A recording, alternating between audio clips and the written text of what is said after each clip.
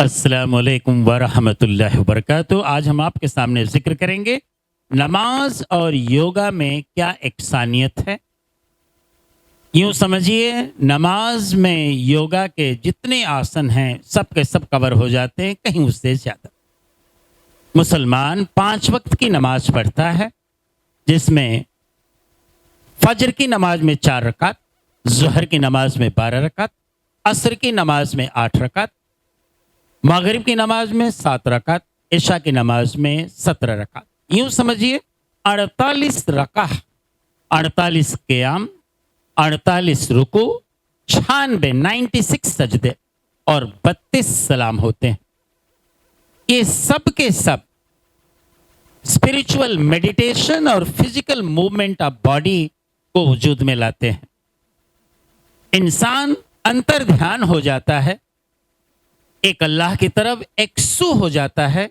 तमाम तरह के डिस्ट्रैक्शंस, तमाम तरह के बुरे ख्यालात या ख्यालात जो खतरात दिमाग में आते हैं, दिल में आते हैं, वो सब दूर हो करके एक अल्लाह की तरफ बिल्कुल एकसू हो करके अंतर ध्यान हो जाता है, उसे याद करता है और उसकी याद में नमाज पढ़ता है।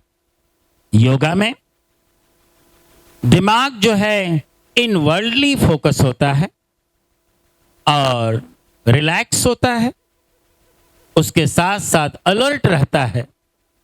जबकि नमाज में इंसान सिर्फ और सिर्फ एक अल्लाह रब्बुल इज्जत की तरफ फोकस करता है और उसकी तरफ उसकी तवज्जो होती है। आइए हम देखते हैं नमाज के डिफरेंट स्टेप्स। जैसे हम तकबीर कहते हैं, दोनों हाथों को कानों तक उठाते हैं और अपने अंगूठे को कान के ये जो लोअर पार्ट है, लोब, ईयर लोब जिसे कहते हैं, ललरी, उसके पीछे रख देते हैं। दोनों हाथों को हम नावल पर रखते हैं, नाफ पर रखते हैं, दाहिने हाथ को बाएं हाथ के ऊपर। इसे योगिक लैंग्वेज में, योगा में नमस्ते कहते हैं। मैं आपको बताऊं, इससे पेक्टोरेलिस मसल्स जो हैं शोल्डर ब्लेड के साथ यानी कंधों के साथ, ये एक्टिवेट हो जाते हैं, स्ट्रेच हो जाते हैं। यही नहीं, कंधा हमारा हल्का सा स्ट्रेच होता है, उसके साथ साथ हमारे दोनों हाथ जो है बेंड होते हैं। इससे हमारे कंधे, हमारे हाथ एक्टिव हो जाते हैं, सतर्क हो जाते हैं, ब्लड सर्कुलेशन अच्छा होता है।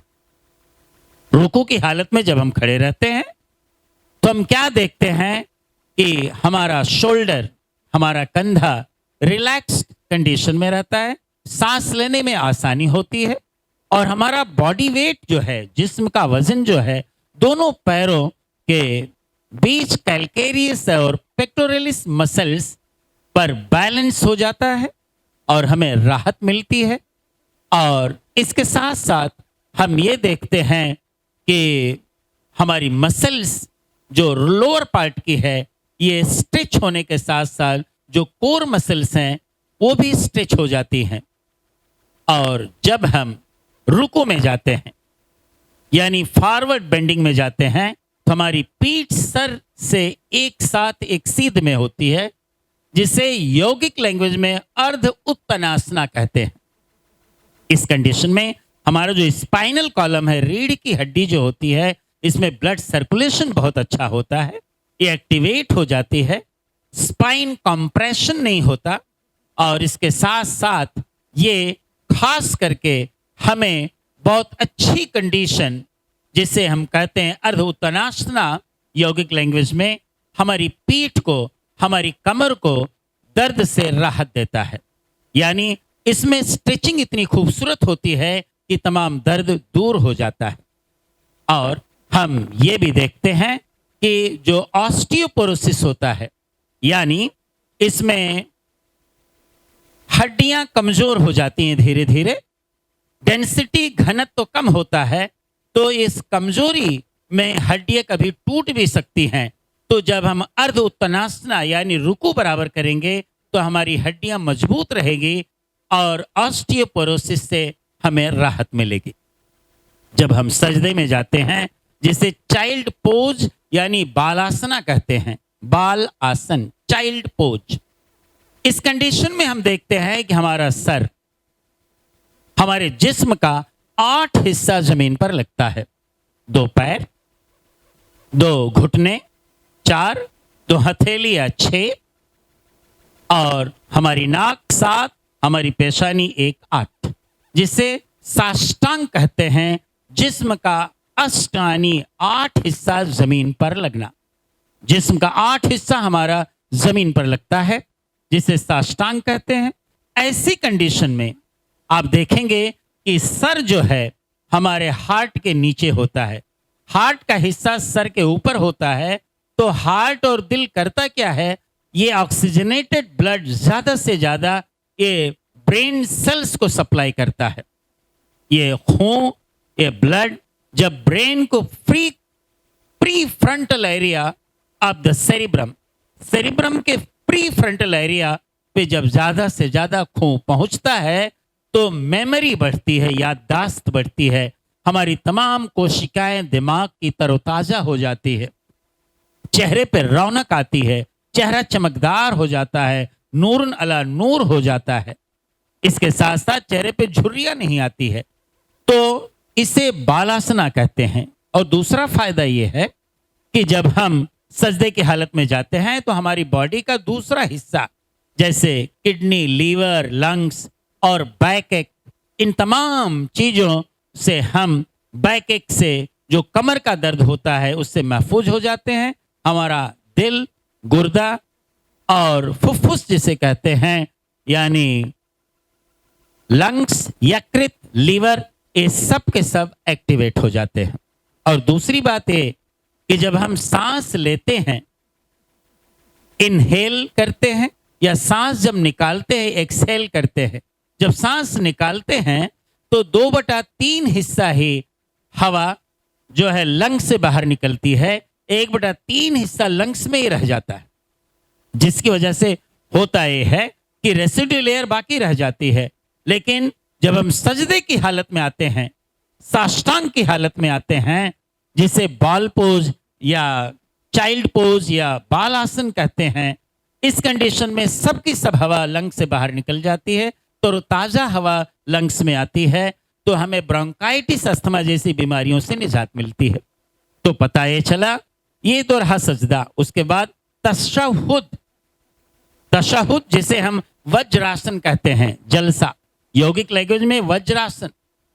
इस वज्रासन में हम पैरों को मोड़ करके रखते हैं और हमारे दाहिने पैर की एड़ी जो है ग्लूटियल रीजन को टच करती है, और जिससे लिगामेंट्स स्ट्रेंथन होते हैं, लिगामेंट्स मजबूत होते हैं, और उसके साथ साथ कॉन्स्टिपेशन जो बवासीर की बीमारी होती है, हाजमा बराबर न होने से, चाहे वो खूनी हो या बादी हो, इस सब में हमें जो है राहत मिलती है। बवासीर की बीमारी दूर होने के बहुत ज़्यादा चांसेस हैं। यूँ समझिए बवासीर की बीमारी से निजात के लिए ये पोज जो वज्रासन है, या जिसे हम जलसा कहते हैं, तशहुद कहते हैं नमाज में, बहुत ज़रूरी है और बराबर करना चाहिए। उसके बाद जब हम सलाम फेरते हैं, जिसे ग्रीवा शक्ति विकासका कहते हैं, ये ग्रीवा शक्ति विकासका जो है, ये हमारा सर सर्वाइकल वर्टिब्रल कॉलम के साथ जब ये घूमता है, रोटेट करता है, तो सर्वाइकल वर्टिब्रे जो है एक्टिवेट हो जाते हैं, और हमारी तमाम पेशियां, तमाम नसें जो गर्दन से दिमाग की तरफ जा रही हैं, ये सब एक्टिवेट हो जाती है। उससे फायदा यह होता है कि सर्वाइकल स्पॉन्डिलाइसिस जो होता है, खास करके ये दर्द जो है गर्दन से लेकर के सर तक और गर्दन से लेकर के कंधे और हाथों तक होता है, झुंझुनाहट का एहसास होता है, ये सब दूर हो जाता है। तो ये जो है ग्रीवा शक्ति विकासका और स्ट्रेंथनिंग द सूक्ष्म ग्रीवा एक्सरसाइज, तो इसमें ग्रीवा शक्ति हमारी गर्दन की नसें जो है अच्छी एक्सरसाइज करती है और उससे हमारा गर्दन का दर्द, सर का दर्द और खास करके जो हाथों में झुंझुनाहट होती है सब दूर हो जाती है। जैसे मैंने आपको बताया कि ऑस्टियोपोरोसिस रुकू की हालत में, जब रुकू में जाते हैं तो ऑस्टियोपोरोसिस बीमारी से हमें निजात मिलती है, यानी हड्डियां जो कमजोर होने लगती है, टूटने के कगार पर आती है, वो सब मजबूत हो जाती है। और यही नहीं, सजदे की हालत में मैंने आपको बताया कि ये सर्वाइकल हेडेक जो होता है, अर्धकपारी, सर का दर्द, गर्दन का दर्द, ये सब दूर हो जाता है। तो पता ये चला जितने पोज योगाज में हैं, चाहे वो नमस्ते हो, चाहे वो अर्ध उत्तनासना हो या बालासना हो, चाइल्ड पोज जिसे कहते हैं, या वज्रासन हो जिसे हम तशहुद कहते हैं, या सूक्ष्म ग्रीवा शक्ति विकासिका जिसे हम सलाम कहते हैं, ये सब के सब कंप्लीट हो जाते हैं और उसके साथ साथ हमारी बॉडी एक्टिवेट हो जाती है। तो ऐ योगा करने वालों, अगर आप नमाज के पोजेस, नमाज के एक्ट्स, रुकू, सुजूद, तशहुद, सलाम, ये सब अगर कोई बराबर करे तो इंशाअल्लाह तमाम बीमारियों से महफूज हो जाएगा। अल्लाह के रसूल सल्लल्लाहु अलैहि वसल्लम 7वीं सदी में फरमा रहे हैं, बुखारी शरीफ की हदीस है, जब तुम रुकू करो, सजदे करो, तो रुकू और सजदे बराबर करो ताकि अल्लाह रब्बुल इज्जत की रजामंदी हासिल हो और उसके साथ साथ तुम सेहतमंद रहो और हेल्थ आपका बराबर रहेगा। आप हेल्दी रहेंगे तो आपका दिमाग तरोताज़ा रहेगा। दुनिया के हर मरहले में, हर नेकी में आप सबसे आगे होंगे और सुरखरुई हासिल करेंगे। अस्सलामु अलैकुम व रहमतुल्लाहि व बरकातुहू।